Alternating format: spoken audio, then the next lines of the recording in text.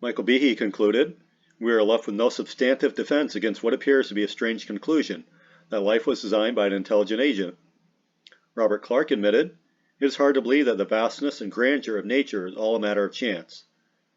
Former evolutionist Dr. Henry M. Morris said, "And when we examine the respective evidences still more closely, we shall find that there are almost insuperable difficulties with the evolutionary explanation of each of the different evidences. They can all be understood much better in terms of special creation than in terms of evolution." Alfred Russel Wallace and Robert Broom agreed, "Divine intervention was the only explanation for the origin of the qualities that made Homo sapiens humans special." The famous late evolutionist Stephen Hawking said, "So long as the universe had a beginning, we could suppose it had a creator." After considering the incredible precision of the universe, a Scientific American article stated that one could reasonably conclude that God is a mathematician of a very high order, and he used very advanced mathematics in constructing the universe. Henry Morris testified, "There are hundreds, perhaps thousands of scientists who once were evolutionists, but have become creationists in recent years. I myself was one of these, having accepted the theory all through college.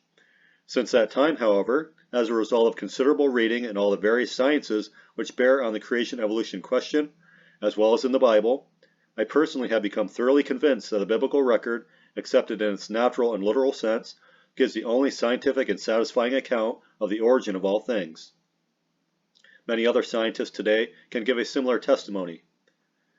As Cornelius Hunter concluded, "Evolutionists have always admitted that organisms appear to have been designed.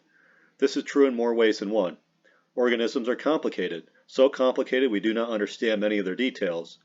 From conception to death, the life path of an organism is full of complexities that we are still only puzzling over.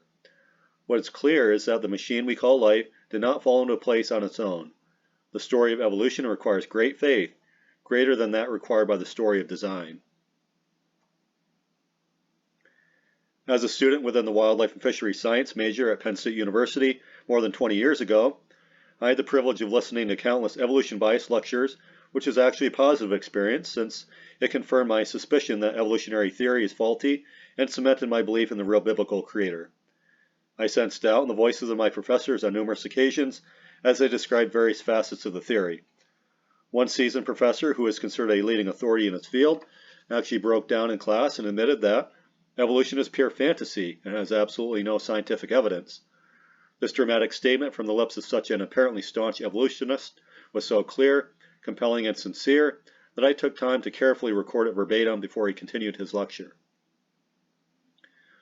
As I studied my evolution-touting textbooks outside of class, I discovered the same doubtful words, which included the following descriptions concerning evolutionary links among organisms. Relationships remain controversial, probably, suggest, ornithologists debate, maybe, traditional debate, contention, may not all be related, may be more closely related, usually considered, is still debated, the taxonomic boundary is vague, the relationships remain obscure, it is now believed, debate continues, possibly related, tentatively included here, dispute this assignment, possibilities remain controversial, but may be related or perhaps instead, the classification has a turbulent recent future, and convergence in ecology and morphology has confused the family classifications. The following were typical phrases offered by evolutionists within my textbooks when they were asked how matter originated and creatures evolved. Hypothetical, possible to imagine, could be, presumably, believed, debate abounds, consider speculations, uncertain, remains unclear, generally hazy, lively debate continues, very tentative, only suggested, and imagine. At the same time, I found within my textbooks and heard often from the mouths of some professors words such as design, machine, and awesome to describe the natural world.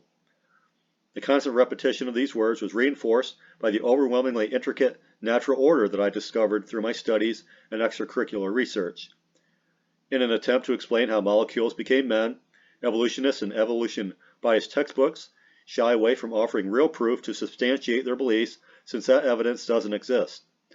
Instead, they continually use scientific-sounding bluster and deceptive magic words such as appeared, emerged, and arose to cover up the reality that they don't actually know how the individual steps of the evolutionary process occurred for any creature. It became increasingly clear to me that evolutionary theory remains alive in the minds of evolutionists, not based on the theory's truth, but only because they are either genuinely deluded, forced to promote the theory to maintain their professional position, or are unwilling to part with their pride by admitting they were created by a divine designer far more intelligent than they are. I also concluded that evolutionary theory is a lie promulgated mainly by the scientific community and biological professors with aid from the media to a largely unsuspecting public.